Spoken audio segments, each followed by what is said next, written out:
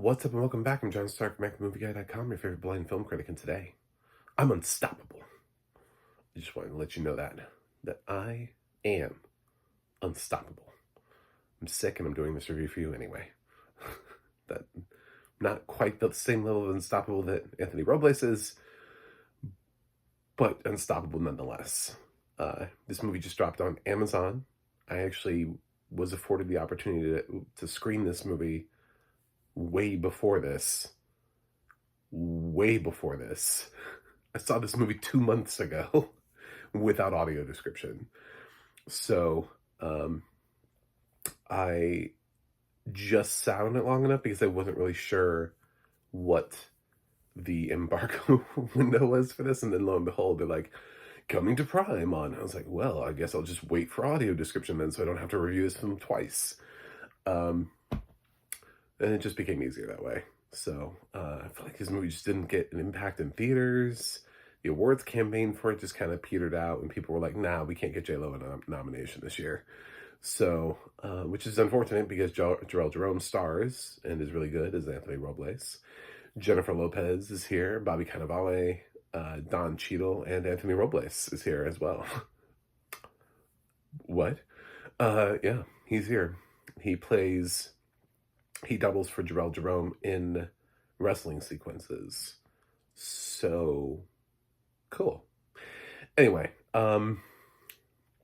we have the story of a young man who is in high school looking at moving up in the world, moving to college, and he only has one leg, and wears a prosthetic when he's wrestling, which, as a blind film critic, I somewhat understand the uniqueness of that, but it's a different disability. So if you thought all disabled people have the same shared experience, I guess to some extent, but then also it's not the same thing. You know what I'm saying? Not having part of the limb and then not having sight are two totally different things. So it's still an inspirational sports drama, and I think that's kind of where it stopped, is because it stayed an inspirational sports drama, which Amazon was running 2 campaigns for 2 inspirational sports dramas, the other one being The Fire Inside, which was getting a little bit more traction and has gotten a few more nominations and mentions in some other places, especially for breakout star Ryan Destiny. So this feels a little bit more like your everyday run-of-the-mill inspirational sports drama. It's not bad. It just seems odd to have in an Oscar conversation. I think they were doing it for J-Lo because she missed out on a nomination that she should have gotten for Hustlers. And now we're in the part where we're chasing that nomination, where her name's just going to come up for other movies. Because she's been around for a long time. So anytime she goes dramatic now, it's just going to be like, is this J-Lo's time? You know? And she's good here, but it's not her film. This is the film about Anthony Robles, not the film about Anthony's mom. Although they have to elevate her quite a bit because she's J-Lo. So even at the end of the film, when you get the where are they now? You get, where's Anthony's mother now? You don't even get the where are all of Anthony's siblings? Because Anthony has a lot of siblings. It's not like his entire family turned into inspirational stories where it's Anthony's younger brother is now leading a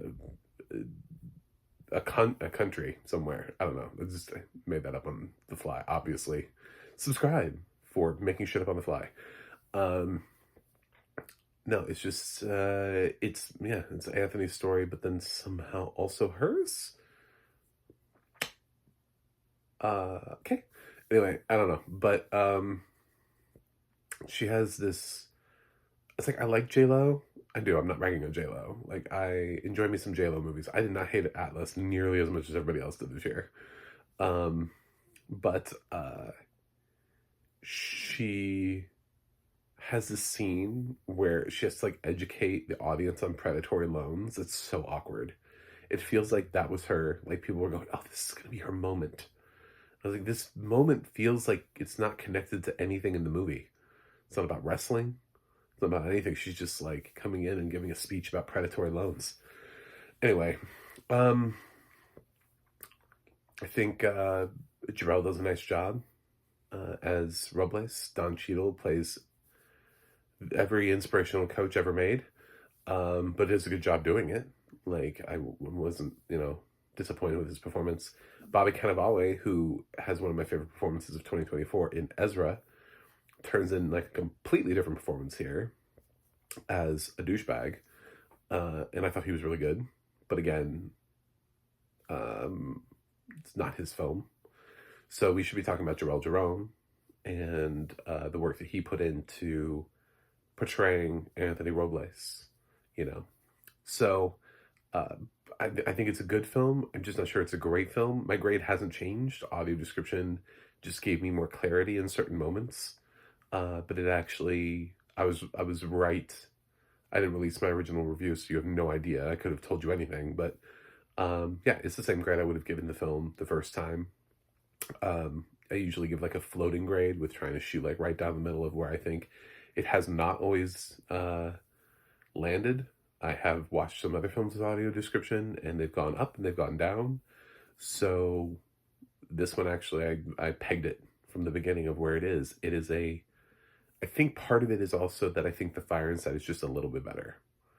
When literally being offered these movies almost simultaneously as part of Amazon's free consideration package, and you have two inspirational sports dramas, it's really easy to compare the two of them together and say, well, I think that one takes the edge just a little bit. So check out Unstoppable, though. It's a pretty good movie. I think people would agree it's better than Atlas, since everybody seemed to really hate that. I didn't love it, but man, it's been in some bottom tens. So, but then again, some people haven't seen like 430 titles like I have of 2024. So some people make lists with like, I saw like 110 movies in 2024. It's like, good for you. I'm so happy for you. Anyway, yeah, it's, I'm gonna give it a B. Anyway, thanks for watching, thanks for subscribing, and I'll see you guys on the other side.